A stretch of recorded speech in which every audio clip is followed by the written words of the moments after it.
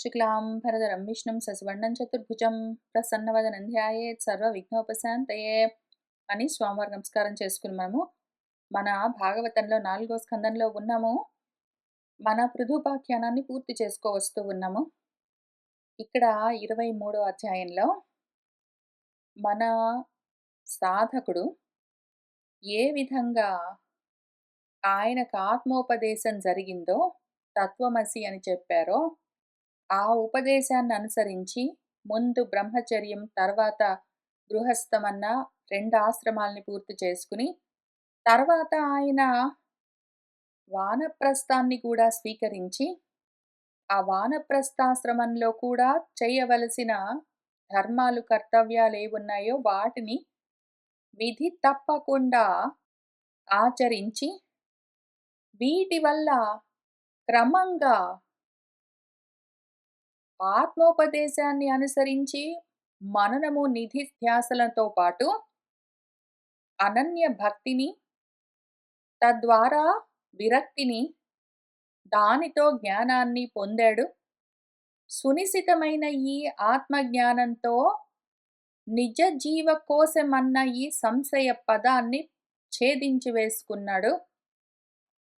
ఈ జీవకోశమేదున్నదో ఆత్మకు పైన తొడుగులాగా, కవచంలాగా, ఆవరణలాగా, అరలాగా, ఒరలాగా ఉన్న ఏ జీవభావన ఉన్నదో అది సంశయ పదము. దాన్ని ఆయన ఛేదించుకున్నాడు. ఆ తర్వాత ఏ సునిశితమైన ఆత్మజ్ఞానంతో ఈ జీవభావనను, జీవకోశాన్ని ఆయన ఛేదించి వేశాడో ఆ జ్ఞానాన్ని కూడా ఆయన పూర్తిగా వదిలిపెట్టేశాడు. ఒక ముళ్ళుతో ఇంకొక ముళ్ళును తొలగించిన తర్వాత 2 ముళ్ళు వదిలిపెట్టేసినట్టు, ఇప్పుడు ఈ జ్ఞానము, ఆ జ్ఞేయము అని 2 లేవు. జ్ఞానము, జ్ఞేయము, జ్ఞాత 3 తానే అయి ఏకమై ఉన్నాడు అన్న చోట ఇక్కడ ఈ 23వ అధ్యాయంలో 12వ శ్లోకంలో తత్యజే అచ్చినత్ ఇదం వయునేన ఏనా అన్న చోట అయిపోయింది. ఆత్మాభ్యాసం పూర్తయిపోయింది. జ్ఞానులకు ఇంతవరకే ఉపదేశము. ఎవరైతే ఇక్కడ కూర్చుని వింటూ ఉన్నారో, ఎవరైతే అనన్య భక్తి, అఖండ వైరాగ్యము, సునిశితమైన ఆత్మ జ్ఞానం కోసము సాధన చేసుకుంటూ ఉన్నారో, అటువంటి వాళ్లకు ఉపదేశము ఇక్కడికి అయిపోయింది. జ్ఞాన మార్గంలో ఉన్న వాళ్లకు, జ్ఞాననిష్టలో ఉన్న వాళ్ళకి ఉపదేశం పూర్తయింది. ఇంకా మీరు తర్వాత వినవలసిన అవసరం లేదు. వినదలుచుకుంటే వినండి, కానీ మీకు కాదు. ఇక్కడి నుంచి చెప్తున్నది 23వ అధ్యాయంలో 12వ శ్లోకంలో. అయితే ఎంతవరకు చెయ్యాలండి మరి ఈ విధంగా మన పృథువు చేసినట్టు? మేము ఎంతకాలం చెయ్యాలండి అని ఆ రకంగా ఇంకా సంశయాలతో, ఇంకా ప్రశ్నలతో, ఇంకా మొదలైనా పెట్టలేదు గాని క్వశ్చన్స్ మాత్రం ఉంటాయి. ఎంతకాలం చేయమంటారండి అని ప్రశ్నిస్తున్న వాళ్ళకి, ఇంకా కర్మ మార్గంలోనే ఉన్నారు వాళ్ళు, కర్మనిష్టలోనే ఉన్నారు, ప్రపంచంలో ఉన్నారు వాళ్ళు, పూర్తిగా జ్ఞాన మార్గంలోకి రాలేదు. అయితే ఇక్కడ కూర్చొని వింటున్నారు కాబట్టి అసలు పూర్తిగా జ్ఞాన మార్గాన్ని వదిలిపెట్టి ఎటో వెళ్ళిపోలేదు. జ్ఞాన మార్గం వైపుకి తిరిగి చూస్తున్నారు, పూర్తిగా ఇందులోకి రాలేదు, అంతే విషయం. కాబట్టి ఎవరు దీనికి అధికారులు? అధికారం చూసుకోవాలి. కాబట్టి ఇక్కడ ఒక గీత కొట్టెను, అక్కడికి అయిపోయింది అది విషయము. ఇక్కడి నుంచి చెప్తున్నది కర్మ మార్గంలో ఉన్నారు, కర్మనిష్టలో ఉన్నారు, ప్రపంచ మార్గంలో ఉన్నారు. ఏదైనా చేయడం వాళ్ళకొచ్చు, ఏదో కురియాత్ అని ఏదైనా కర్మ చేయడం వాళ్ళకొచ్చు. బుద్ధి పెట్టి ఆలోచించడం అంటే కష్టం వాళ్ళకి. విచారణ చేయడము, క్రిటికల్ థింకింగ్, అనలిటికల్ థింకింగ్ అవన్నీ కొంచెం కష్టము. కానీ మాత్రము పాపము ఈ జ్ఞానాన్ని పూర్తిగా వదిలిపెట్టి ఉండరు. అయితే ఇందులోకొచ్చారా? ఇంకా రాలేదు. ఎడ్జెస్‌లో ఉంటారు. ప్రపంచంలో ఉండి కర్మలు చేసుకుంటూ అప్పుడప్పుడు ఇటు సైడ్ తిరిగి చూస్తూ ఉంటారు. అప్పుడప్పుడు వచ్చి ఎడ్జ్‌లో కూర్చుంటారు. ప్రపంచానికి, ఆత్మకు మధ్యలో ఏ ద్వారం ఉన్నదో అక్కడ ఆ గడప మీద, ఆ మెట్టు మీద కూర్చుంటారు. పూర్తిగా ఈ ఆత్మద్వారంలో నుంచి లోపలికి వచ్చి జ్ఞాన మార్గంలో, జ్ఞాననిష్టలో నిలబడ్డం అన్నది వాళ్ళు చెయ్యరింకా. గడప దగ్గరుంటారు. లోపలికి రారు. కానీ లోపల జరుగుతూ ఉన్న విషయాల గురించి లోపల కూర్చొని జ్ఞాన మార్గంలో విచారణ ఎవరైతే చేసుకుంటున్నారో, వాళ్ళు మాట్లాడుకుంటూ ఉంటే వింటూ ఉంటారు. దూరం నుంచి వింటూ ఉంటారు. అక్కడి నుంచే కూర్చొని గడపలో నుంచే క్వెషన్స్ అన్నీ అడుగుతూ ఉంటారు. అప్పుడు మీరివన్నీ మాట్లాడుకుంటున్నారు గదండీ! పృథువు గారికి ఇట్లా ఏంటో వచ్చేసిందిట గదా! ఆత్మజ్ఞానం కలిగిందిట గదా! మరి మేమెన్ని రోజులు చేయాలండి? మేమెంతకాలం చేయాలి? ఏమి? అని ఊరికనే ధర్మ సందేహాలు ఆ గడప మీద గూర్చొని అడుగుతూ ఉంటారు. అటువంటి వాళ్ళ కోసము ఇంట్రెస్ట్ కలిగించడానికి ఇప్పుడు ఈ రూమ్‌లో లోపల కూర్చున్నారు వీళ్ళు. ఆత్మజ్యోతి దేదీప్యమానంగా ప్రకాశిస్తూ ఉన్న ఏ స్థితి ఉన్నదో పదము అక్కడ కూర్చొనున్నారు వీళ్ళు. మాట్లాడుకుంటూ ఉన్నారు జ్ఞానులు. వీళ్ళు మాట్లాడుకుంటూ ఉంటే విని, అవునండి. ఎంతకాలం చేయాలండి? అని అక్కడి నుంచి గడప దగ్గర నుంచి ధర్మ సందేహాలు అడుగుతున్న వాళ్ళకు కూడా ఇంట్రెస్ట్ కలిగించడం కోసము, వాళ్లకు చెప్తూ ఉన్న విషయాలు ఇంకిక్కడి నుంచి ఉంటాయి. జ్ఞానులు ఇవి వినదలుచుకుంటే వినండి. ఎందుకంటే మీరు అక్కడే కూర్చున్నారు, వింటున్నారు కాబట్టి ఇవన్నీ ఉంటాయి. మీకోసం కాదు. కర్మ మార్గంలో ఉన్న వాళ్ళకి ఎంకరేజింగ్‌గా ఉండడం కోసము, వాళ్ళకి ఇంట్రెస్ట్ రుచి కలగడానికి, రతి కలగడం కోసము చెప్తూ ఉన్న విషయాలు కొన్ని ఉన్నాయి. వాటిని చూసుకుంటూ వెళ్దాము. ఎంతవరకు చేయాలండి మరి ఇవన్నీ? పృథు ఎంతకాలం చేశాడు? మేమెంతకాలం జెయ్యాలి అంటే, పృథువు ఎంతకాలం జేశాడు? ఆయన బ్రహ్మచర్యం అయిపోయి పెళ్ళిళ్ళు చేసుకొని పిల్లల్ని గాని, ఉద్యోగాలు చేసి వాళ్ళని పెంచి తర్వాత వానప్రస్థానికెళ్ళి ఆయనకొక 60 ఏళ్ళొచ్చిందాకా అని, ఆ రకమైన కాలం ఎట్లా చెప్పుకుంటామో, ఎంత కాలము అంటే ఏ కాలానికి నీకు ఇందులో రతి కలుగుతుందో ఇంకా నీకు రుచి లేదు గదా! నీకు ప్రపంచంలోని కర్మల పైన ఉన్నది రుచి. అక్కడి నుంచి నీ మనసు ఇటు పూర్తిగా తిరిగి అక్కడ గడపలో కూర్చోవడం గాదు. ఆ గడప దాటి, ఆ ద్వారకని దాటి, ద్వారం దాటి ఆత్మద్వారంలో నుంచి లోపలికి రావాలి గదా ఇంకా. ఆ రుచి నీకు కలిగినంత వరకు చెయ్యాలి. అది దాని టైమ్‌లైన్. టైమ్‌లైన్ అంటే 60 ఏళ్ళొచ్చిందాకా, రిటైర్మెంట్ అయిందాకా, లేతే ఏదో చనిపోయే ముందు అని ఎట్లా జెప్తాము? ఆ దేహానికి ఉన్న కాలంతోటి సంబంధం లేదు. నీ బుద్ధికి ఆ రుచి కలిగిందాకా ఇవన్నీ గూర్చొని విను మరి. కనీసం గడపలో గూర్చొని వింటున్నావు. నీకంత మాత్రం పుణ్యమైనా ఉంది. ఎంతో కొంత నువ్వు చేసిన సుకృతం ఉన్నది. ఎంతో కొంత నీలో ఇంకా ఆ భాగ్యం ఉన్నది కాబట్టే, ఎంతో కొంత నీలో ఆ దైవీ సంపద ఉన్నది గాబట్టే, కనీసం గడపలోనైనా వచ్చి కూర్చొని అక్కడి నుంచైనా వింటూ ఉన్నావు లోపలికి రాకపోయినా కూడా. లోపలికొస్తే ఆచరించడం ఉంటుంది. లోపలికొస్తే ఆచరణ ఏముంటుంది? జ్ఞాన మార్గంలో ఆచరించడం ఏముంటుంది? విచారణ చేయడం ఉంటుంది. ఇక్కడికొచ్చామంటే మాత్రం కూర్చొని ఇంక విచారణ చేయాలి. బుద్ధిని భయంకరంగా వంచి, దాన్ని ఇంక రుద్ది, రుద్ది, రుద్ది షార్పన్ చేసుకోవాలి. ఎంత సూక్ష్మంగా ఉండాలి అంటే, సునిశితైన జ్ఞానం గావాలి నీకు. అందుకోసం బుద్ధిని రుద్దాల్సొస్తుంది. నీకంత రుద్దే ఉద్దేశం లేకపోతే, ఆ మట్టి గొట్టుకుని సంసార పంకాన్ని మొత్తాన్ని అంటించుకుని, ఇంక అక్కడే గడపలో గూర్చున్నావు. కనీసం అక్కడి దాకా వచ్చారు. చాలామంది ఈ సంసార పంకాన్ని అంటించుకుని ఆడ ప్రపంచంలోనే తిరుగుతూ ఉంటారు. అసలు వాళ్ళకు ఇక్కడ ఒక ద్వారం ఉంది అని కనిపించదు. అక్కడి నుంచి లోపలికి రావాలి అని తెలీదు. వాళ్ళకి అర్థం గూడా కాదు. వాళ్ళసలు ఇటు చూడనే చూడకుండా తిరుగుతుంటారు. వాళ్ళకన్నా నువ్వు కొంచెం నయం.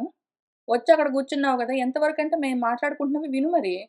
వింటూ, వింటూ ఉంటే ఎప్పటికో ఒకప్పటికి ఈ కథల వల్ల నీకు కొంచెమైనా రతి కలిగిందంటే అంతవరకు. రుచి కలిగిందంటే అప్పుడేం చేస్తావు? ఇంక గడపలో ఎందుకు కూర్చుంటావు? కొంచెం ఇంట్రెస్ట్ ఎక్కువైతే లేచొచ్చి లోపల కూర్చుంటావు కదా! అంతవరకు వినాలి. అంతవరకు. అంతవరకు. ఓకే. అంటే మళ్ళీ అవతలికి చూసుకుంటూ, ప్రపంచం సైడ్‌కి చూసుకుంటూ అప్పుడప్పుడు ఏంటో చెప్పారండి? ఏదో అడుగుతారు ఈ ప్రశ్న. ఎంతవరకు చేయాలండి? ఎంతకాలం ఇవన్నీ శ్రవణాలన్నీ చేయాలండి? అని అడుగుతారు. ఇక్కడ లోపల కూర్చున్న వాళ్ళు, జ్ఞానులు, తెలిసిన వాళ్ళు, చేసుకుంటున్న వాళ్ళు, సాధకులు ఏదో చెప్తారు. ఆ! ఆ! ఆ! అవునండి. ఒక నిమిషం, ఒక నిమిషం. అక్కడేదో పనుంది. ఒక్క నిమిషం చూసుకొనొస్తానని పరిగెత్తుకుంటెళ్లి మళ్ళీ వచ్చి కూర్చున్నావనుకో, ప్రమత్తతలో ఉన్నావు నువ్వు. అప్రమత్తంగా చెప్తున్న జవాబు వినవనుకో, ఆ కథలో చెప్తూ ఉన్న తత్వాన్ని పట్టుకోవు. ఊరికే అక్కడక్కడ కొంచెం కొంచెం అప్పుడప్పుడు వింటావు. మధ్య మధ్యలో లేచి ఎళ్ళిపోతావు. అక్కడక్కడ తిరిగి కర్మలు చేసుకొని మళ్ళీ ఎప్పుడో వచ్చి ఇక్కడ గడప దగ్గర మెట్టు మీద కూర్చుంటావనుకో, అట్లాంటప్పుడు రుచి అప్పటికే కలగడం కష్టం. కానీ నువ్వు ఫోకస్డ్‌గా పోనీ గడపలో కూర్చుంటే కూర్చున్నావు గట్టు మీద. ఆ మెట్టు మీదెక్కడో. అక్కడి నుంచైనా సరే ఫోకస్డ్‌గా అప్రమత్తంగా విన్నావనుకో, లోపల చెప్తూ ఉన్నవి, మాట్లాడుకుంటూ ఉన్నవి వాళ్ళు ఊరికే కాదు తార్కికంగా, లాజికల్‌గా డిస్కస్ చేస్తారు వాళ్ళు. చాలా జాగ్రత్తగా విశ్లేషిస్తూ ఉంటారు. నువ్వు శ్రద్ధగా విన్నావంటే నీకు రుచి కలుగుతుంది. అంతవరకు చెయ్యి. ఓకే. అంతవరకు. అది నువ్వు అడిగిన ప్రశ్నకి జవాబు. అంటే నిజంగా అట్లా జరుగుతుందా అండి? ఆ! జరుగుతుంది. పృథువని చెప్పాను గదా! అంటే నువ్వు జెప్పావు గానీ, పృథువేంటో తనని తనలోనే బెట్టుకుని ఏంటో బ్రహ్మభూత స్థితికి వెళ్ళాట గదండీ! ఆ తర్వాత ఏమైందండి అని అడిగితే ఇంకేమి లేదు అవ్వడానికి. అక్కడికయిపోయింది. ఆ తర్వాత ఏమైందండి పృథువు ఆ విధంగా బ్రాహ్మీభూత స్థితికొచ్చేసాడని జెప్పావు గదా! ఆ తర్వాత ఏమైంది అని అడిగావనుకో, దీనికి 2 జవాబులుంటాయి. ఇక్కడ లోపల గూర్చున్న వాళ్లకు సాధకులకు చెప్పే జవాబు ఒకటుంటుంది ఈ ప్రశ్నకి. ఆ బయట గట్టు మీద కూర్చొని, మెట్టు మీద కూర్చొని, గడపలో కూర్చొని వింటూ ఉన్న వాళ్లకు ఒక జవాబుంటుంది. ఈ లోపల కూర్చున్న వాళ్ళకి జవాబు మనం ముందు చెప్పుకుందాము. దీన్ని మళ్ళీ మనకు మాండూక్య ఉపనిషత్తులో చెప్తూ వచ్చారు. మిగిలిన ఉపనిషత్తుల్లో చెప్తారు. కాబట్టి దాన్ని మనం ఇక్కడ చెప్పుకుందాము. జ్ఞాన మార్గంలో ఉన్న వాళ్ళ కోసం. ఏమయ్యాడండి? తర్వాత మనవాడు పృథు ఏమయ్యాడు? ఏదో దృఢమైన బ్రాహ్మీభూత స్థితిని సంపాదించాడని జెప్తివి గదా నువ్వు. ఏదో ఆత్మని సంయోజ్య జేసుకున్నాడు అని జెప్పావు గదా! తర్వాతేమయ్యాడు అంటే, తర్వాత ఏమవ్వడానికి లేదక్కడ. నిన్ను నువ్వు తెలుసుకున్న తర్వాత, ఈ జగత్తంతా గూడా నీలోనే లయమైపోతుంది. ఇంకింది విషయం. ఎట్లా? ఈ జగత్తు మొత్తం కలగన్నట్టు కంటూ ఉన్నావు నువ్వే. ఒక మనిషి బయట ప్రపంచంలో పడుకుని నిద్రపోతూ ఉన్నాడనుకో, వాడు ఆ స్వప్నావస్థలో ఉన్నంత వరకు ఏదో కలగంటూ ఉంటాడు. ఆ కలలో ఏవేవో ఉంటాయి. ఏవేవో లోకాలు ఉంటాయి. మనుషులుంటారు. ప్రదేశాలు ఉంటాయి. ఏవో పనులు ఉంటాయి. మాట్లాడుకుంటూ ఉంటాడు. ఏంటో జరుగుతూ ఉంటుంది. ఆ కల నడుస్తూ ఉన్నంత సేపు ఇవన్నీ నిజంగా అక్కడ ఉన్నట్టుగానే అనిపిస్తూ ఉంటాయి. అయితే కానీ ఎప్పుడైతే వాడు మేలుకుంటాడో, ఇంకా కలేమైపోయిందండి, కలలో వాడేమైపోయాడండి అంటే ఏమవుతాడు అవ్వడానికక్కడ? ఆ కల కరిగిపోయింది. అంతే కదా! కరిగిపోవడాన్నే లయమైపోవడం అంటారు. లయం అన్న పదానికి అర్థం కరగడం. ఆ కల కరిగిపోతుంది. అట్లానే ఇక్కడ మన పృథువు బ్రాహ్మీభూత స్థితికొచ్చాడంటే వాడు ఆత్మస్థితికొచ్చాడు అంటే మేలుకున్నాడు అని అర్థం. వాడు మేల్కున్నాడు అంటే ఈ మొత్తం జగత్తంతా దృశ్య ప్రపంచం వాడి దేహంతో సహా ఏది వాడు ఉన్నది ఉన్నదనుకున్నాడో అంతవరకు ఈ జాగ్రత్త అవస్థలో ఉన్నది అని కనిపిస్తూ ఉన్నది అని మనం ఏదనుకుంటున్నామో అదంతా గూడా కల. ఆ కల కరిగిపోతుంది అంతే గదా! ఆయన మేల్కొన్నాడు. ఆయన ఇంతవరకు కలగంటూ ఉన్నాడు. జగత్తన్న కలకంటూ ఉన్నాడు. ఈ లోకమన్న కలకంటూ ఉన్నాడు. ఆలోకనం చేస్తూ ఉన్నాడు. ఆయన చూస్తూ ఉన్నాడు గాబట్టి ఆ కల కనిపిస్తూ ఉన్నది. ఆ విధంగా తానే తనలోనే కల్పించుకున్న కల, తను మేల్కొన్నాక కరిగిపోయింది. ఆ రకంగా జగత్తు మొత్తం కలగా కరిగిపోయిన తర్వాత అందులో ఉన్న ఈయన దేహం ఇంకేం స్పెషల్‌గా ఏమైతుంది? ఆయనకొక భార్య, ఆయనకొక రాజ్యం, ఆయనకొక కొడుకులు, ఆయనకొక గుర్రాలు, ఆయనకొక ఇల్లు, ఆయనకొక ఏదో చిన్న కుటీరము, ఆయనకొక గంప, ఒక ముంత, ఒక చెంబు ఇట్లాంటివన్నీ ఎందుకుంటాయి? అవన్నీ కూడా కల నడుస్తూ ఉన్నంత వరకు కల్పనగా ఉన్న వస్తువులు, మనుషులు, విషయాలు, ప్రదేశాలు మేల్కొన్న తర్వాత కలలాగా కరిగిపోతాయి. ఇంక దాని తర్వాత జరిగేదేమీ లేదక్కడ. అయిపోయింది. అందుకనే మనం ఇక్కడ దానికి గీత గొట్టేసింది. ఇక్కడికయిపోయింది విషయం. అది జ్ఞానులకు జవాబు. ఇప్పుడు కర్మలో ఉన్న వాళ్ళున్నారు. గడపలో గూర్చొని ఈ ప్రశ్న అడుగుతున్న వాళ్ళు. మరి వాళ్ళకి చెప్పాలి గదా!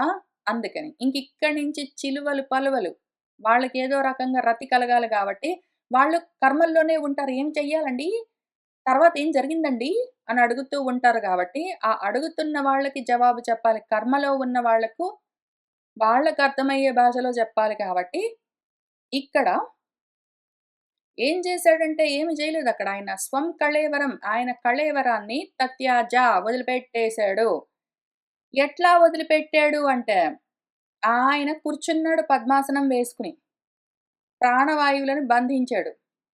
ఆయన కాలి మడమతో ఆయన గుదస్థానాన్ని అదిమిపెట్టి ఉంచి, వాయువులను పైకి తోస్తూ, ఆయన నాభి దగ్గర నుంచి, హృదయం దగ్గర నుంచి, కంఠం దగ్గర నుంచి శిరస్సు దాకా తీసుకొనొచ్చి వాటినక్కడ నిలబెట్టి, అక్కడి నుంచి వాటిని పంచీకరణం చెంది పంచభూతాలతో తయారైన దేహాలన్నీ ఏవున్నాయో, ఆయన దేహం ఏదున్నదో ముఖ్యంగా, ఆ దేహంలో ఉన్న ఈ పంచభూతాలని బయట ప్రపంచంలో ఉన్న పంచభూతాలతో దేంతో దాంతో కలిపేశాడు.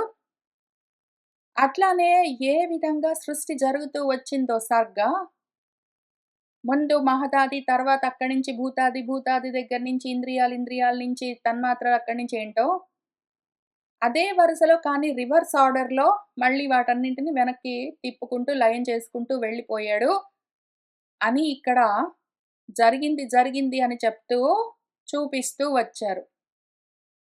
మళ్ళీ జ్ఞాన మార్గంలో ఉన్నవాళ్ళు కన్‌ఫ్యూజ్ గాకండి. రూమ్‌లో ఆల్రెడీ కూర్చున్న వాళ్ళు, గడప దగ్గరున్న వాళ్ళు ఏవో ప్రశ్న వేస్తారు. వాళ్ళకి చెప్పేవన్నీ మీరు విని నిజం అనుకునేరు.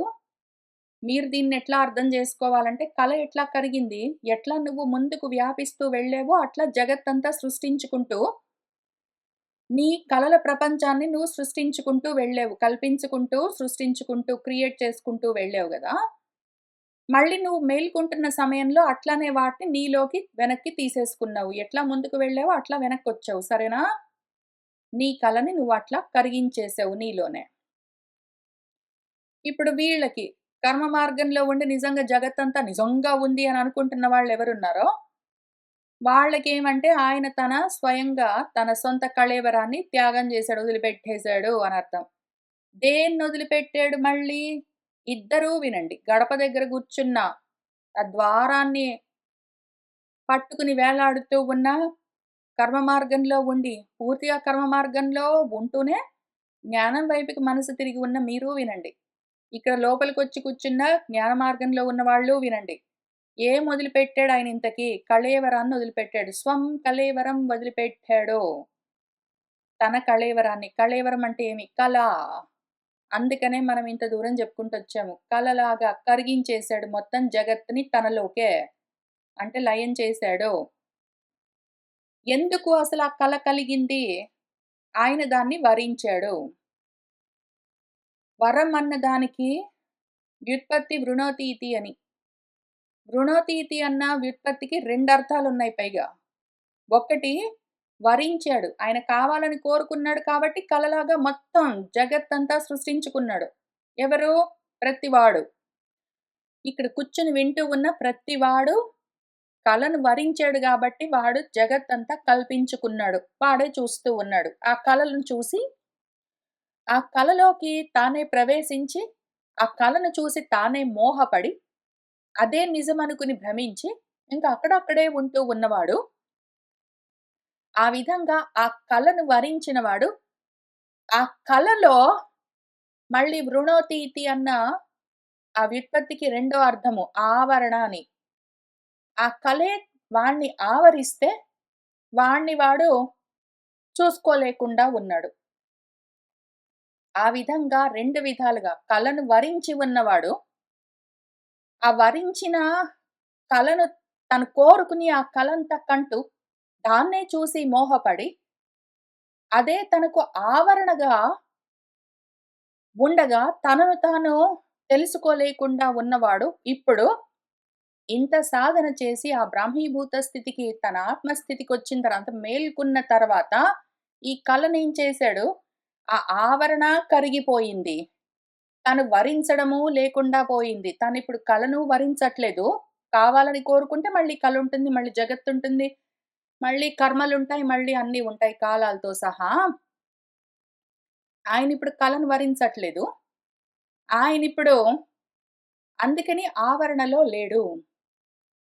దాన్ని వదిలిపెట్టేశాడు అని అర్థము. దేన్ని వదిలిపెట్టాడు? తెలుగులో కళ అంటే మనకెట్లైనా తెలుస్తుంది. సంస్కృతంలో కళ అన్నదానికి అర్థము భాగము, ఖండము, ఒక ముక్క, అంశము అనర్థం. ఆయన కళను వరించాడు, భేదం వరించాడు. తనకు ద్వితీయం ఒకటి ఉండాలి అని ఆయన కోరుకున్నాడు. కాబట్టి జగత్ ద్వితీయంగా ఒకటి తయారయింది. ఆత్మకు ద్వితీయమేమి? జగత్. ఆ ద్వితీయమైన జగత్తును తనలో లయం చేసుకున్నాడు కాబట్టి, మళ్ళీ ఆయన అద్వితీయంగా ఏకం ఏవ అయి ఉన్నాడు. అది విషయం. అయితే కానీ ఈ విషయం పట్టుకోగలిగిన వాళ్ళకి, చెప్పుకోగలిగినంత చెప్పుకుంటాము. వాళ్ళు దాన్ని ఎంత అవకాశం ఉంటుందో అంత విచారణ చేస్తూ ఉండండి. మిగిలిన వాళ్ళకది కష్టం అనిపిస్తే, వాళ్ళింకా అక్కడికి రాలేదంటే, వాళ్ళ కోసం ఇదిగో పట్టు చెప్తా. ఆయనేం చేశాడంటే, ఓ చోట కూర్చున్నాడు. ఆయన ఏదో మడమను గుద స్థానానికి పెట్టి, అదిమి పెట్టాడు. దాంతో వాయువులన్నింటిని ఏదో పైకి తోసాడు. అక్కడి నుంచి ఒక్కొక్క కోశాన్ని దాటుకుంటూ, నాభి దగ్గర నుంచి, హృదయం దగ్గర నుంచి, ఉరస్సు దగ్గర నుంచి, కంఠం దగ్గర నుంచి తల దాకా తోసాడు. ఇంక అన్నింటి మీద స్పృహ వదిలిపెట్టేసాడు. తర్వాత గాలిని గాలిలో, నీటిని నీటిలో, వాటిని వీటిలో ఇక్కడ దేన్ని దాంట్లో కలుపుకుంటూ వెళ్ళిపోయాడు. ఇంక ఈ తర్వాత ఇంద్రియాలని తీసుకెళ్ళి మనసుని తీసుకెళ్ళి తన్మాత్రల్లో ఎట్లా అవి బయటికొచ్చాయో అట్లా వెనక్కి తీసుకుంటూ వెళ్ళిపోయాడు. ఒక దాంట్లో కలిపేసుకుంటూ పోయాడు. ఆ తర్వాత ఇంకా చివరికేం చేశాడు, అన్నింటిని భూతాదులన్నింటిని తీసుకెళ్ళి మహదాదిలో కలిపాడు. మహదాదిని తీసుకెళ్ళి ఏం చేశాడు, జీవాత్మలో కలిపాడు. జీవాత్మ అనుసయము, అనుసయ్యి అయి ఉన్న పరమాత్మ ఏదున్నదో దాంట్లో కలిపేశాడు. కాబట్టి ఇంక 2 లేవు, ఒక్కటే. జీవాత్మ ఐక్యం చేసుకున్నాడు. ఆ రకంగా ఉన్నాడు. అన్నంత వరకు ఇక్కడ మన ఈ అధ్యాయంలో 23 అధ్యాయంలో ఏదో 18 శ్లోకంలో అనుసయి పుమాన్ దగ్గర ఈ రకంగా గడపలో కూర్చున్న వాళ్ళకి కూడా ఉపదేశం పూర్తయింది. కర్మలు చేసుకుంటూ ఉంటారు. కానీ కొంచెం చెప్తే ఎంతో కొంత వింటూ ఉన్నారు. శ్రవణం చేస్తున్నారు. అటువంటి వాళ్ళకి కూడా దీంతో ప్రవచనం పూర్తయింది. ఉపదేశం పూర్తయింది. ఇక్కడ ఈ శ్లోకంలో జ్ఞాన వైరాగ్య వీర్యణ అనేది ఉందో ఈ పాదము ప్రాక్షిత్తము. దాన్ని పక్కన పెడదాం. దాన్ని పక్కన పెట్టే కన్నా ముందు అనుసయము, అనుసయ్యి అనుంది గదా! ఈ అనుసయ్యము ఎందుకొచ్చింది మనకు? ఇక్కడ ఈ జీవభావం ఏమున్నదో ఈ మాయామయమైన ఈ జీవమేదున్నదో సర్వగుణ విన్యాసమైన మాయామయమైన జీవమేదున్నదో అందులో భ్రాంతిని తీసుకొచ్చి కలిపాడు. ఈ జీవాన్ని తీసుకెళ్ళి ఆత్మలో కలిపేసుకున్నాడని చెప్పుకున్నాం గదా! ఈ అనుసయం ఎందుకొచ్చిందసలు? ఈ జీవభావం వీడికెందుకొచ్చింది? అంటే, ఇదిగో వీడు సంశయంతో ఉన్నాడు కాబట్టి. సమ్యక్ శయనము. ఇక్కడ సంశయమన్నా, అక్కడ అనుశయమన్నా 2 ఒక్కటే అర్థం. అను అంటే అనుసరించి. నేనొకటున్నాను, చాలా అవుతాను అని అనుకునే, ఏంటో ఆకాశం సృష్టించి, అందులోకి తనే ప్రవేశించి, మళ్ళీ అక్కడి నుంచి గాలి సృష్టించి, మళ్ళీ గాలిలోకి తను ప్రవేశించి, మళ్ళీ మొత్తం ఆవేశించి అని చెప్తూ ఉన్నప్పుడు, సమ్యక్‌గా ఒక దాంట్లో నుంచి ఒకటి తయారు జేయడము, మళ్ళీ అందులోకి ప్రవేశించి, పూర్తిగా ఆవేశించి ఉండడము. అది అనుశయము. ఈ సంశయమే ఆ అనుశయము. సంశయమన్నా, అనుశయమన్నా ఒకటే. దీన్ని కట్ జేసాడాయన. చిచ్ఛేద. ఈ నిజ జీవ కోశమేదున్నదో, దాన్నే ఇక్కడ మాయామయ జీవే అని జెప్తున్నారు దాన్ని. అయితే 2 సార్లు ఎందుకు చెప్పారు? అంటే, ఇక్కడ చెప్తూ ఉన్నది పూర్తిగా లోపలికొచ్చి కూర్చొని వింటున్నారు. జ్ఞాన మార్గంలో ఉన్న వాళ్ళ కోసము ఇదే సంశయ పదము. ఈ జీవ కోసమే దాన్ని ఛేదించుకున్నాడని చెప్తున్నారు. వాళ్ళకి అర్థమైతే అర్థమైతుంది. వాళ్ళు అర్థం చేసుకోగలరు. అనన్యము భేదం పోయింది. ద్వితీయం లేదిప్పుడంటే, అద్వితీయం ఉన్నది అంటే ఇంకా జీవభావన లేదు అని అర్థం వాళ్ళకి తెలుస్తుంది.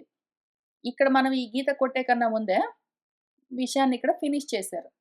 అయితే కొంచెం గడపలో కూర్చొని వింటున్న వాళ్ళున్నారు గదా పాపం! ఇక్కడి నుంచి వింటున్న వాళ్ళు. వాళ్ళ కోసం కూడా జెప్పాలి గాబట్టి, మళ్ళీ అదే విషయం అనుశయము అవశయిలో కలిసిపోయింది అని జెప్పారు. ఇక్కడ పైన చెప్పవలసిన పని లేదు. జీవాత్మ పోయి పరమాత్మలో కలిసిందని చెప్పవలసిన పని లేదు. వాడికి అనన్యం తెలుస్తుంది గాబట్టి, బ్రహ్మం అంటే అనన్యం, అది నేనని తెలిసిన తర్వాత రెండోది అన్యం ఏమున్నది? వాడిలో వాడు కలవడానికి. వాడిలో వాడు కలవడం అన్నది లేదు. రెండోది లేదు అని తెలుసుకున్నాడు అంతే గదా! అందుకని ఇక్కడంతా సంశయ పదం అది. అయితే ఇక్కడ అంత లేదు గాబట్టి పాపం వీడు ఇంక ఇప్పుడిప్పుడు తెలుసుకుంటున్నాడు గాబట్టి, అనుసెయ్యమని ఒకటున్నదనుకో జీవభావం. అనుసెయ్యి అని ఒకటున్నదనుకో పరమాత్మ తత్వం. దీన్ని తీసుకెళ్ళి అందులో కలిపాడు ఇంకేళ్ళని జెప్పారు. ఈ రకంగా పోనీ అర్థం జేసుకో. ఇంకక్కడ కూర్చున్నావు గదా! అక్కడ మెట్టు మీద కూర్చొని గడప దగ్గర ఆలోచన జేసుకో అని చెప్పారు. దానితో ఇక్కడికయిపోయింది. ఎందుకిది నేను ప్రాక్షిప్తమని చెప్తున్నానంటే, జ్ఞాన, వైరాగ్య, వీర్యము దాంతో స్వరూపంలో ఉండడము, అటువంటి దాన్ని వదిలిపెట్టేసాడు ఆ ప్రభువు అని చెప్పాలి అంటే, అనుసయము అవసయం దగ్గరికి వచ్చి లయమైపోయే కన్నా ముందే జ్ఞాన వైరాగ్యాలు ఎప్పుడో ఉండాలి. స్వరూపంలో ఆయన ఉండాలి. ప్రభుత్వం లేదు. ప్రభుత్వాన్ని ఆయన మొత్తమే పూర్తి చేసేసుండాలి. క్లోజ్ చేశాడు. ప్రభుత్వం లేదు గాబట్టే ఇప్పుడు ప్రభవించడం మొదలైనవన్నీ లేవు గాబట్టే, ఆయన మొత్తం వెనక్కి తిప్పి ఇక్కడ లయం చేస్తున్నాడు. జ్ఞాన వైరాగ్య వీర్యము, స్వరూపంలో ఉండడము అని 2 వేరు విషయాలుండవు. స్వరూపంలో ఉన్నామంటే జ్ఞాన వైరాగ్యాలు అవసరం లేదు. ఇంక వదిలిపెట్టేయాలి. జ్ఞాన వైరాగ్యాలతో ఇంకా ఉన్నాము అంటే స్వరూపం ఇంకా జ్ఞానం కలగలేదు. అవుతూ ఉన్నది దారిలో ఉన్నాము. ప్రభుత్వం ఉన్నది మళ్ళీ మళ్ళీ ప్రభవించవలసి ఉన్నది అంటే అసలు ఈ సిట్యుయేషనే రాలేదు. అసలింత అవసరం కూడా లేదు. కొంచెం తెలుసుకోగలిగిన వాళ్ళకు ఆయన ఒకదాన్ని ఒక దాంట్లో కలిపేసుకుంటూ వెళ్ళి, తర్వాత ఈ మాయామయమైన జీవభావాన్ని మాయాతీతమైన ఆత్మస్థితిలో ఉంచేశాడు. ఆత్మస్థం అని చెప్పాడాయన ఆల్రెడీ. మన వ్యాసుల వారు. ఆత్మస్థం అయిపోయిన తర్వాత మళ్ళీ స్వరూపస్థంగా ఉండి జహాత్ దేన్నొదిలిపెట్టాడు? ఆ ఆత్మస్థం అయిపోయిన తర్వాత తనలో తాను ఉన్న తర్వాత ఇంక వదిలిపెట్టడం ఏమున్నది? అన్నీ తనలో కలిపేసుకున్నాడు లయము. కాబట్టి అసలు ఈ పాదము అసందర్భంగా ఉన్నదది ప్రాక్షిప్తము. నేనెప్పుడో ఒకప్పుడు ముందు భారతం అయ్యాక, తర్వాత రామాయణం అయ్యాక ఈ భాగవతాన్ని గూడా కొంచెం క్లీనప్ చేస్తాను. ఇప్పట్లో కుదరకపోతే తర్వాత భారత రామాయణాలయిపోయాక చేస్తాను. సరే ఇంతకీ అక్కడితో లోపల కూర్చున్న జ్ఞానులకు, గడప దగ్గర కూర్చున్న జ్ఞానం కోసం ఆలోచన చేస్తూ ఉన్నవాళ్ళు, జ్ఞానం కావాలని కోరుకుంటున్న వాళ్ళెవరున్నారు? జిజ్ఞాసులు. లోపల కూర్చున్న వాళ్ళెవరు? జ్ఞానులు. జ్ఞాన మార్గంలో ఉన్నవాళ్ళు. గడప దగ్గర కూర్చున్న వాళ్ళు ఇంకా జ్ఞానులు కాదు. కానీ జిజ్ఞాసులు. జ్ఞానం కావాలని కోరుకుంటున్నారు. వాళ్ళిద్దరికి అయిపోయిన తర్వాత, ఇంక మూడో రకం వాళ్ళున్నారు గదా! అసలు ఇటు సైడ్ గూడా తిరిగి చూడరు. ప్రపంచంలోనే ఉంటారు. లౌడ్ స్పీకర్‌లో అట్లా టీవీల్లో వాటిలో ఏంటో చెప్తుంటే కథ మాత్రం పట్టుకుంటారు. తత్వం అవన్నీ లేవు. విచారణ లేదు. ఆత్మ గురించి ఆలోచన లేదు. బ్రాహ్మీభూత స్థితి అవన్నీ వాళ్ళు పట్టించుకోరు. కథ మాత్రం ఇంట్రెస్ట్ ఉంది పాపం వాళ్ళకి. కథ అంటే చాలా ఇంట్రెస్ట్ వాళ్ళకి. అటువంటి వాళ్ళకు కూడా చెప్పాలి గాబట్టి, వాళ్ళ కోసం ఇంకిక్కడి నుంచి కొన్ని శ్లోకాలు చెప్తూ ఉన్నారు. ఈ శ్లోకాలు ఎట్లా ఉంటాయంటే, ఈ 19వ శ్లోకం దగ్గర నుంచి కొన్ని శ్లోకాలు ఎట్లా ఉంటాయంటే, ఏదైనా మన ఇంటికి ఒక ప్యాకేజ్ వచ్చిందనుకోండి. ఏదైనా ఒక వజ్రము మనము తెప్పించుకోవాలనుకున్నామనుకోండి. మన ఇంటికి ఒక వజ్రాన్ని ఎవరైనా పోస్ట్ చేశారనుకోండి. అప్పుడు ఎట్లా పోస్ట్ చేస్తారు? ఆ వజ్రాన్ని ఏదో ఒక డబ్బాలో పెడతారు. చాలా జాగ్రత్తగా మంచి మక్మల్ డబ్బాలో అట్లా పెడతారు. పెట్టి మెత్తగా ఉండి ఆ వజ్రం చెడిపోకుండా అట్లా జాగ్రత్తగా పెట్టి, ఆ మొత్తం డబ్బాని ఒక కార్డ్‌బోర్డ్ బాక్స్‌లో పెట్టి, ఏదో థర్మాకోల్ బాల్స్ అవన్నీ వేసి, ఏవో పిచ్చి కాగితాలు అవన్నీ అది అటు ఇటు డబ్బా కొట్టుకోకుండా అడ్డంగా పెట్టి జాగ్రత్తగా పార్సెల్ తయారు చేసి పంపిస్తారు గదా! ఇప్పుడు ఫస్ట్ పైన ఇంతవరకు అని మనం చెప్పుకున్నది ఎక్కడి వరకు? ఆ వజ్రం వరకు చెప్పుకున్నాం మనము. తత్యజే అచినతిదం వయునేన ఈయన దగ్గరకి ఆ వజ్రం అయిపోయిందక్కడ. ఆత్మ జ్ఞానం అన్న వజ్రము. అంత శ్రేష్టమైన వస్తువు అక్కడ చెప్పేసారు అయిపోయింది. ఇంక దాని తర్వాత ఆ మఖమల్‌తో తయారు చేసి మెత్తగా కుషన్ లాగా ఉండి, దీన్ని దేని మీద పెట్టాలో, ఈ వజ్రాన్ని డైరెక్ట్‌గా పంపించలేరు గాబట్టి, దాన్ని దేని మీదో దాని మీద పెట్టి ఉంచి జాగ్రత్త చేసి పంపించాలి గాబట్టి, ఆ డబ్బా లాంటిది ఇక్కడ చెప్పిన ఏదో విషయం. ఆయన కళేవరాన్ని ఎట్లా వదిలిపెట్టాడు, ఎంతసేపు చేశాడు ఏమో కదా అని. ఇంక దాని పైన ఇంకా అసలు ఆ ఒరిజినల్ ఏ ప్రీషియస్ స్టోన్ ఉందో దాన్ని పెట్టిన చక్కటి అందమైన బాక్సుందో, ఆ బాక్స్‌ని కార్డ్‌బోర్డ్ డబ్బాలో పెడతారు గదా! ప్యాకేజింగ్. ఆ ప్యాకేజింగ్ ఇక్కడి నుంచి స్టార్ట్ అయింది. కథని పూర్తి చేస్తున్నారు ఇంకింతకి. కష్టపడి ఈ కథ అన్న పాత్రలో పెట్టి, ఆ తత్వాన్నంతా ఇంతవరకు అందించారు మనకి. అయితే తత్వాన్ని పట్టుకునే వాళ్ళు తత్వం పట్టుకున్నారు. తత్వం చుట్టూ ఉన్న విషయాల్ని పట్టుకున్న వాళ్ళు దాన్ని పట్టుకున్నారు. ఇప్పుడు ఈ తత్వాన్ని ఏ పాత్రలో పెట్టిచ్చారో, ఆ పాత్రలతో సహా ఉన్న కథ అన్న పాత్రని పూర్తిగా కంప్లీట్ చేస్తున్నారు. పైన అట్టా పెట్టె అవన్నీ ఇంక దేనికి దానికి తీసేయాలి గదా! ఇంటికొచ్చిన తర్వాత మొత్తం అట్టా పెట్టె అవన్నీ ఓపెన్ చేసుకున్నాక, అందులో ఉన్న వజ్రాన్ని బయటికి తీసిన తర్వాత ఏం చేస్తాం? ఈ అట్టా పెట్టె అవన్నీ తీసి ఇంకా పక్కన పెట్టేస్తాం గదా! ఆ రకంగా క్లోజ్ ఔట్ చేస్తున్నారు కథని. చూద్దాము. ఊరికనే వినండి. ఈ లోపల కూర్చున్న జ్ఞానులకు, ముముక్షువులకు గాని, గడప దగ్గర కూర్చున్న జిజ్ఞాసువులకు గాని వాళ్ళిద్దరికీ పనికిరాదిది. ఆ బయట ఉన్న వాళ్ళకి ఊరికనే కథ క్లోజ్ ఔట్ చేయాలి కాబట్టి, ఏదో ఒక క్లోజర్ ఉండాలి. కథ స్టార్ట్ చేసిన తర్వాత ఎండింగ్ ఉండాలి కాబట్టి ఒకటి చెప్తున్నారు. అందుకోసం ఊరికనే వినండి. అర్చిహినామ ఆయన భార్య ఉందండి చూడండి పాపం అండి. ఈ రకంగా చనిపోయిన తర్వాత మనవాడు పృథువు వెళ్ళిపోయిన తర్వాత, ఆయన భార్య ఏమైందండి పాపము పెళ్లి చేసుకున్నాడు గదా! అని అడుగుతారు వాళ్ళ కోసం. ఆయన మొత్తం లయం చేసాడు. జగత్తంతా తనలో లయం చేసుకున్నాడంటే, కలలో నుంచి మేల్కొన్నవాడిలాగా మొత్తం అంతా ఆయనలో లయమైపోయిందని చెప్పిన తర్వాత ఇంక భార్య ఎక్కడ? పిల్లలెక్కడ? ఇల్లెక్కడ? పిల్లికూనెక్కడ? ఆపరేషన్ లోపల కూర్చున్న వాళ్ళు అడగరు. గడప దగ్గర ఉన్న వాళ్ళు క్వైట్‌గుంటారు. అడిగితే అడుగుతారు లేకపోతే ఊరుకుంటారు. బయటున్న వాళ్ళు అడుగుతారు. "ఏమైందండి పాపము పెళ్లి చేసుకున్నాడు గదా! ఆయన భార్య ఏమైంది?" అని అడిగితే వాళ్ళ కోసం. "అర్చిః నామ మహారాజ్ఞి తత్పత్ని అనుగతా వనం సుకుమారి అతదర్హా చ యత్పద్భ్యాం స్పర్శనం భువః." తత్పత్ని ఆయనకు భార్య ఉన్నది గదా! ఆ మహారాణి అర్చి అన్న పేరున్న ఆ తల్లి భర్తతో పాటు వనం అనుగత ఆయనతో పాటు వానప్రస్థం ఆయన తీసుకొని అడవిలోకొచ్చేస్తూ ఉంటే ఆయనతో పాటు ఆమె గూడా వచ్చింది గదా! వానప్రస్థాశ్రమాన్ని గ్రహించి. ఆమె ఎటువంటి సుకుమారి పాపం ఆ తల్లి. అసలు పద్భ్యాం భువః స్పర్శనం అతదర్హ పాదాలతో అసలు భూమిని తాకడానికి కూడా తగినది గాదామె. అంత సుకుమారి. ఆమె కాళ్ళు భూమి మీద మోపితే పాదాలు కందిపోతాయి. అటువంటి సుకుమారి ఆమె. అటువంటి సుకుమారి రాజ్యభోగాలను వదిలిపెట్టి, అంతఃపురాలన్నింటిని వదిలిపెట్టి, భర్తతో పాటు ఆ అరణ్యానికొచ్చి అక్కడ ఉన్నది గదా! అక్కడే పాపం ఆమె భర్త అట్లా కళేవరాన్ని వదిలిపెట్టి వెళ్ళిపోతే, ఆమె ఏం చేసిందంటే, అతీవ భర్తుః వ్రతధర్మ నిష్ఠయా శుశ్రూషయా చ ఆర్షదేహయాత్రయా న అవిందత ఆర్తిం పరికర్షితాపి సా ప్రేయస్కర స్పర్శనమాన నిర్వృతిః. ఆమె పాపం ఆ తల్లి ఆ ఇల్లాలు ఆర్షదేహయాత్రయా ఋషులు అంగీకరించిన ఏ సన్మార్గమున్నదో అందులో తన దేహయాత్రను చేస్తూ ఆమె శరీర యాత్రను ఏ విధంగా సత్పురుషులు అంగీకరించిన మార్గంలో, సన్మార్గంలో ఆమె శరీర పోషణ అవన్నీ చేస్తూ, అతీవ భర్తృవ్రత ధర్మ నిష్ఠయా తన భర్తే తనకు ధర్మము అని వ్రతంగా అనుష్ఠానం చేస్తూ ఉన్నది. శుశ్రూష సేవ చేస్తూ ఉన్నది.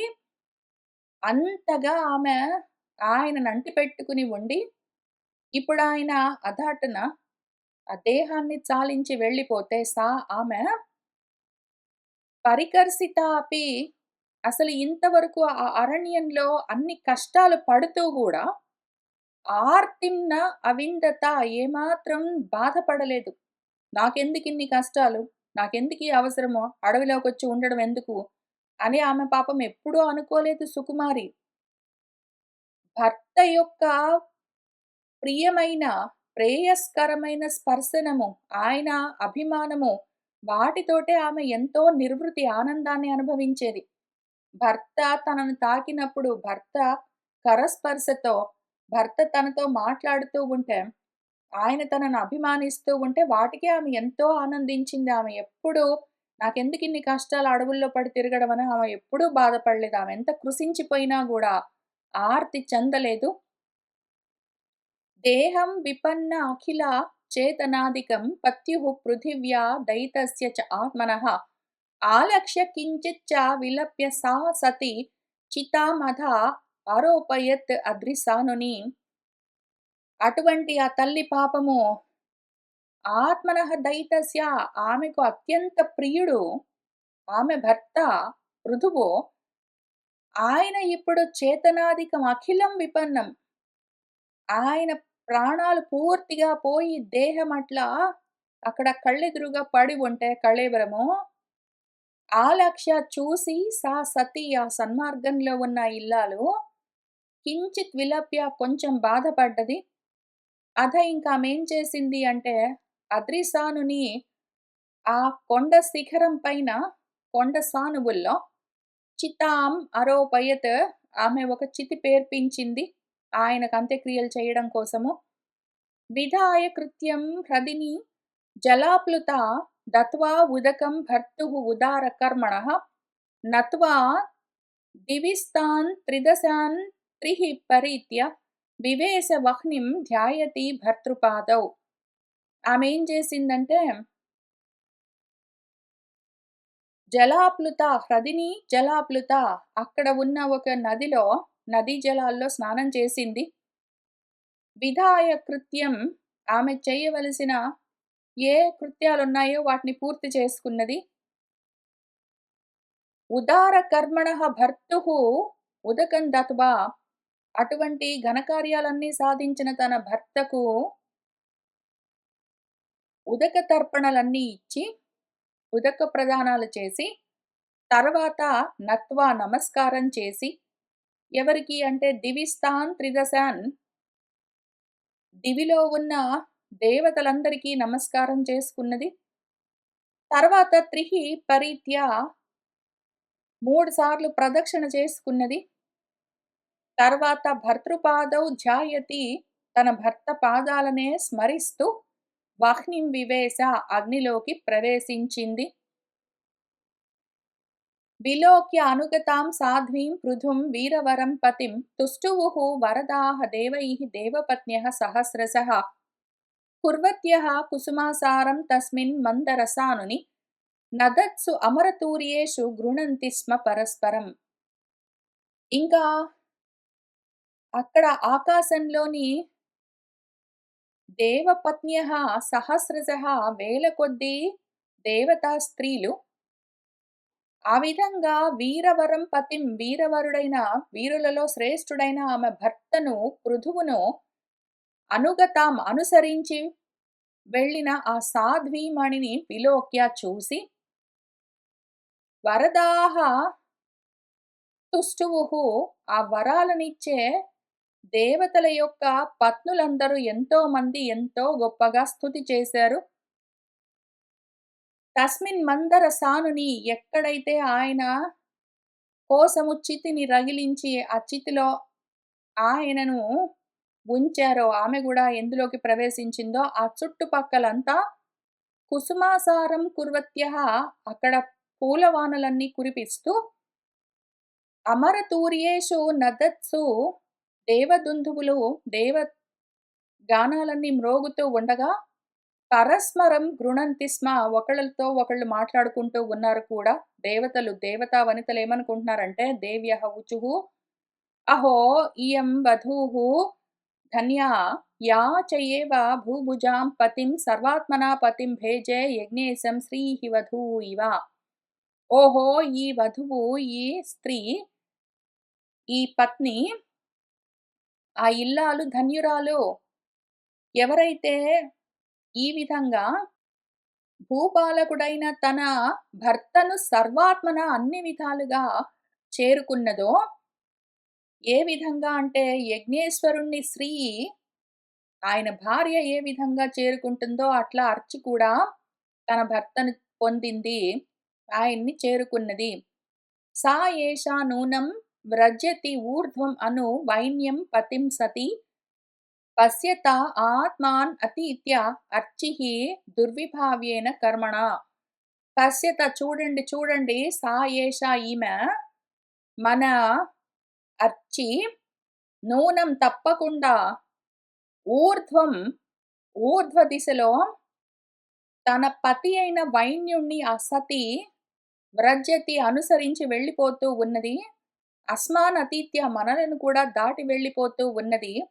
దుర్విభావ్యేన కర్మణ, అసలు భావించడానికి ఊహించడానికి అవకాశమే లేదు. అటువంటి కర్మలతో ఆ తల్లి ఆమె భర్తను అనుసరించి వెళ్ళిపోతూ ఉన్నది. మనల్ని దాటుకుంటూ చూస్తూ ఉన్నారా?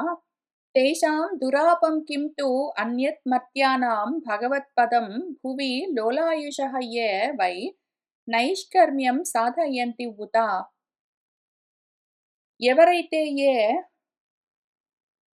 నైష్కర్మ్య స్థితి, కర్మలు లేకుండా ఉండే స్థితి ఏదుంటుందో ఆ జ్ఞానము, ఆ భగవత్పదము, దాన్ని సాధయంతి సాధిస్తారో ఉత, అటువంటి తేషాం వాళ్లకు, అటువంటి మర్త్యులకు, మరణ స్వభావం ఉన్న వాళ్లకు ఈ విధమైన నైష్కర్మ్య సిద్ధి కలిగిందంటే అంతవరకు వాళ్ళు భువి లోలాయిషః, వాళ్ళు భూమి మీద అటు ఇటు భ్రమిస్తూ ఉన్నా కూడా ఎప్పుడైతే వాళ్ళకి ఇటువంటి పదం కలిగిందో వాళ్ళు సాధించలేని, పొందలేనిది ఇంకా కిం తు ఏముంటుంది, దురాపం కిం వాళ్లకు. అన్యత్ కిం దురాపం, వేరేది ఇంకేమి ఇదే సాధించేశారంటే వీళ్ళు సాధించలేనిది ఇంకేముంటుంది. సహ వంచితః బత ఆత్మదృక్ కృచ్ఛ్రేణ మహతా భువి లబ్ధ్వా అపవర్గ్యం మానుష్యం విషయేషు విసజ్జతే. సహ వంచితః బత, ఆత్మదృక్, తన ఆత్మకు ద్రోహం చేసుకున్నవాడు, ఆత్మహత్య చేసుకున్నవాడు, ఆత్మను పోగొట్టుకున్నవాడు, అసలు ఈ భూమి మీద మహతా కృచ్ఛ్రేణ, ఎంతో అతి కష్టం మీద అపవర్గ్యాన్ని సంపాదించి పెట్టే మనుష్య జన్మను ఎత్తి కూడా, అహోబత, అయ్యో వాడి కర్మ ఇట్లా ఉంటుంది, వాడు విషయేషు విసజ్జతే, విషయాల్లో పోయి తగులుకుంటాడే, అటువంటి వాడు వంచితః, వంచితుడు, వాడు మోసపోయినవాడు. అపవర్గ్యాన్ని, మోక్షాన్ని పొందడం కోసమే ఈ మనుష్య జీవితము. దాన్ని సంపాదించుకోవడం ఎంత కష్టము, అతి కష్టం మీద మనుష్య జీవితం కలుగుతుంది. ఆ మనిషిగా వాడు పుట్టి చేయవలసిందేమి అంటే మననంతో ఆత్మను తెలుసుకోవడం కదూ. వాడు అది వదిలిపెట్టి ఆత్మద్రోహం చేసుకుని, వాడికి వాడే మోసం చేసుకుని విషయాల్లో తగులుకుంటాడే, అయ్యో అని వాళ్ళు అనుకుంటూ ఉన్నారు.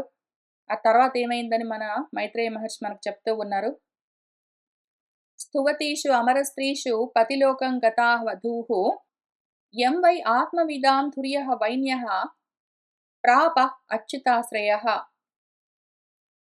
ఈ విధంగా అమర స్త్రీషు స్తువతీషు, దేవతా స్త్రీలందరూ స్తుతి చేస్తూ ఉండగా, అవధూః, మన అర్చి, పతిలోకం గత, తన భర్త వెళ్ళిన లోకానికి ఆమె కూడా ఆయన అనుసరిస్తూ వెళ్ళిపోయింది. ఆత్మవిదాం ధుర్యః, ఆత్మవేత్తల్లోనే శ్రేష్ఠుడైన వైన్యుడు ఏ అచ్యుతాశ్రయమైన పదాన్ని పొందాడో, ఏ లోకం పొందాడో, యమ్మ లోకం ఆయన సాధించాడో, తమ లోకాన్నే ఆమె కూడా పొందింది, ఆయనతో పాటు వెళ్ళిపోయింది. ఇద్ధంభూత అనుభావః అసౌ పృథుః సహ భగవత్తమః కీర్తితం తస్య చరితం ఉద్దామ చరితస్య తే. ఇదిగో ఇదయ్య విషయము, ఓ విదురా, ఇద్ధంభూత అనుభావం, ఈ విధంగా ఆత్మానుభవాన్ని పొందిన అసౌ పృథుః, ఆ పృథువు, ఆ భగవత్తముడు, ఆయన యొక్క ఉద్దామ చరితము, అడ్డులేని చరిత.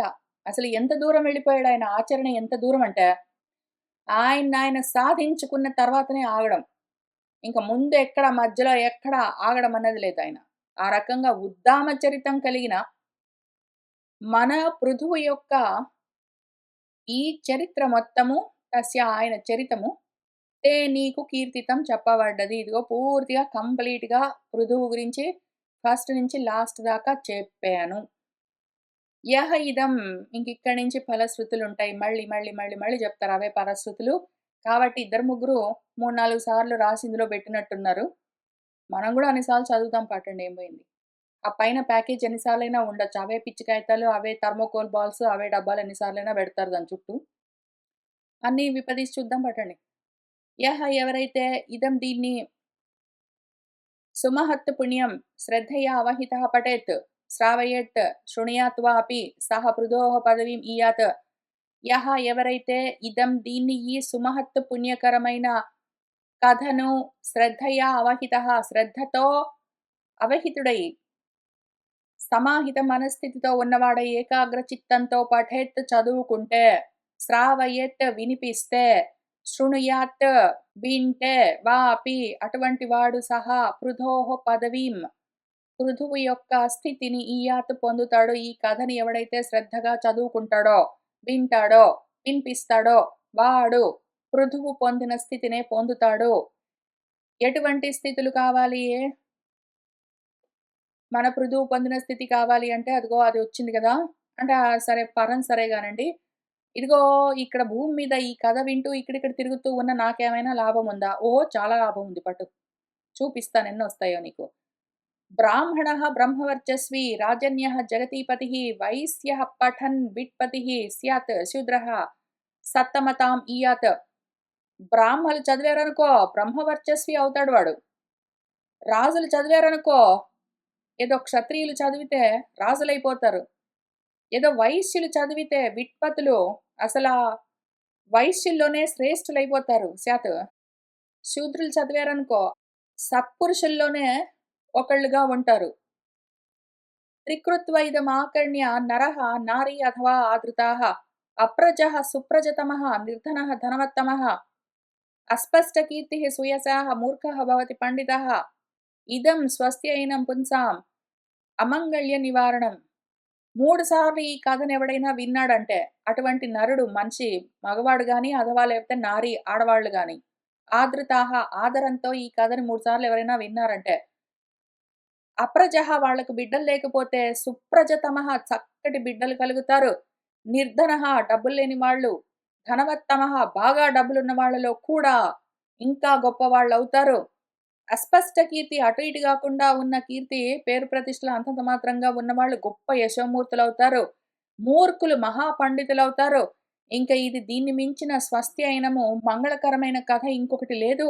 మనుషులకు అమంగళాలన్నింటినీ నివారిస్తుంది. ధన్యం యశస్యం ఆయుష్యం స్వర్గ్యం కలిమలాపహం. ఇది ధన్యము, యశస్కరము, ఆయుష్వర్ధనము, స్వర్గాన్ని ఇస్తుంది. కలిలోని మలినాలన్నింటిని తొలగిస్తుంది. ధర్మార్థ కామ మోక్షాణం సమ్యక్ సిద్ధిం అభీప్సుభిః శ్రద్ధయా ఏతదనుశ్రావ్యం చతుర్ణాం కారణం పరం. ధర్మం, అర్థం, కామం, మోక్షం ఏమైనా కావాలా? 4 కావాలా? పోనీ 4 వస్తాయి పట్టు. సమ్యక్ సిద్ధి మొత్తము అది కావాలని అభీప్సుభిః కోరుకునే వాళ్ళు ఏతత్ దీన్ని శ్రద్ధయా అనుశ్రావ్యం చాలా జాగ్రత్తగా శ్రద్ధగా వినవలసి ఉంది. విన్నావంటే మాత్రం చతుర్ణాం కారణం పరం. అసలు ఈ మొత్తం 4 నీకు రావడానికి ఇదొక్కటి చాలు. నీకు ఇంక వేరేదేమీ అవసరం లేదు. విజయాభిముఖః రాజా శ్రుత్వా ఏతద్ అభియాతి యాన్ బలిం తస్మై హరంతి అగ్రే రాజానః పృథవే యథా.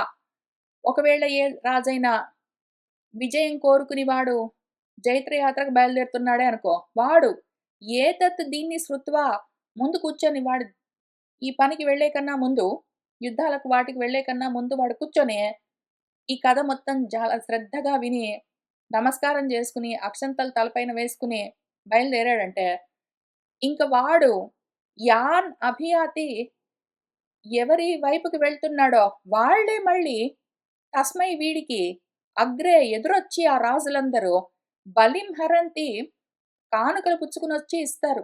ఎక్కడెక్కడ జైత్రయాత్రకి వెళ్తాడో వాళ్ళందరూ ఈయన ఈ కథ విని ఆ పూలు తల్లో పెట్టుకుని లేకపోతే చెవిలో పెట్టుకుని ఆ అక్షంతలు తల మీద పెట్టుకుని బయలుదేరాడంటే ఇంకా ఏ రాజ్యాలకు వెళ్ళినా సరే ఆ రాజ్యంలోని రాజులు వాళ్లే కానుకలు పుచ్చుకుని వచ్చి ఈయనకు సామంతులుగా ఉంటారు.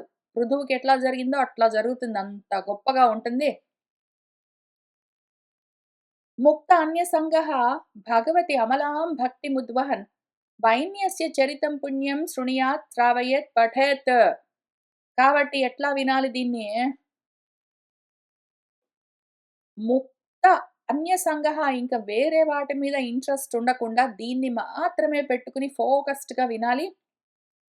అప్పుడు ఈ పుణ్యమైన వైన్యుడి చరిత్రను, ఈ పృథుపాఖ్యానాన్ని ఇంక వేరే వాటి మీద ఆలోచన లేకుండా ఫోకస్డ్‌గా విన్నాడంటే, వాడికి భగవతి అమలాం భక్తిముద్వహన్, వాడికి భగవంతుడి పైన నిర్మలమైన భక్తి కలుగుతుంది.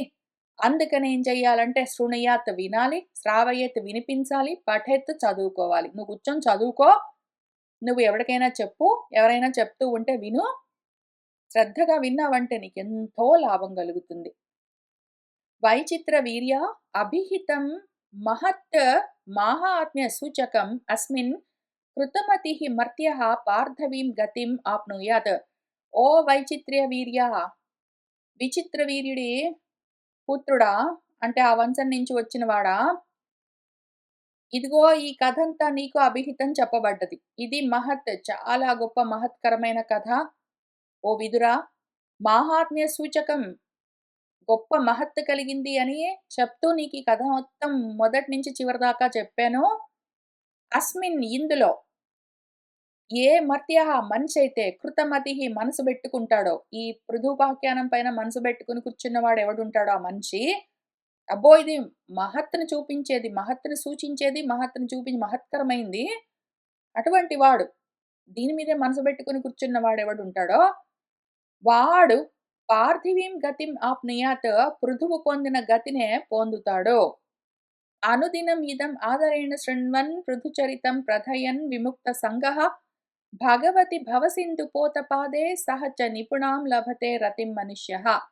అనుదినము, ప్రతిరోజు ఆదరంతో ఈ పృథు చరితను ముక్త సంగుడై, మిగిలిన వాటి మీద ఇంట్రెస్ట్ లేకుండా దీనిపైన మాత్రమే ఫోకస్ పెట్టుకుని ఎవడైనా శృణ్వన్ విన్నా, ప్రధయన్ దీన్ని వ్యాప్తి చేసినా సరే, అంటే చెప్పినా, ప్రతిరోజు ఆదర భావంతో ఇంకా వేరేవన్నీ వదిలిపెట్టి దీన్ని ఒక్కదాన్ని పెట్టుకుని వాడు వింటూ ఉంటాడు, ఇంకొకళ్ళకి చెప్తూ ఉన్నాడు అంటే, అటువంటి వాడికి భగవంతుడి పైన, భగవంతుడు ఎటువంటి వాడు, భవసింధు పోతపాదుడు.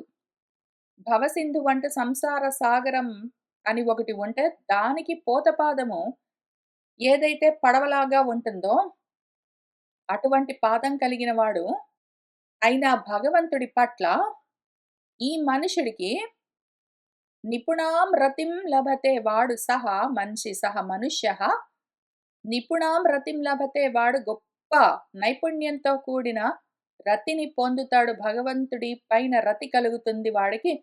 కాబట్టి ప్రతిరోజు వాడు చెప్తూ ఉంటే, వింటూ ఉంటే అందులో ఉన్న విషయం వాడికి అర్థమైతుంది. కాబట్టి ఈ రకంగా తప్పకుండా జరుగుతుంది అని చెప్తూ మనకి పృథుపాఖ్యానాన్ని పూర్తి చేశారు. ఇది శ్రీమద్భాగవతే మహాపురాణే పారమహంస్యాం సంహితాయాం చతుర్థ స్కందే త్రయోవింశోధ్యాయః సంపూర్ణం. తర్వాత మనం ఏం చేస్తామంటే, ఈ పృథుపాఖ్యానంలో ఉన్న ముఖ్యమైన తత్వబోధ ఏదున్నదో దాన్ని మాత్రం, కథ మొత్తం పక్కన పెట్టి, ఆ పైన ఉన్న డబ్బాలు, దానికి కట్టిన అందమైన రిబ్బన్లు, లోపల ఉన్న ఏదో ప్యాకేజింగ్ అదంతా తీసి పక్కన పెట్టి, అసలు వజ్రాన్ని వజ్రంలాగా తీసి పట్టుకుని దాన్ని మాత్రము క్లోజప్‌లో ఫోకస్డ్‌గా చూద్దాము. దాంతో పృథుపాఖ్యానాన్ని ఇంక అక్కడికి ఒక్కసారి చూసుకున్నాక పక్కన పెట్టవచ్చు. వచ్చే వారం ఆ పని చేద్దాము. ఇవాల్టికి ఇక్కడికి ఆపుతున్నాను. సర్వం శ్రీకృష్ణ పరబ్రహ్మ పాదారవిందార్పణమస్తు.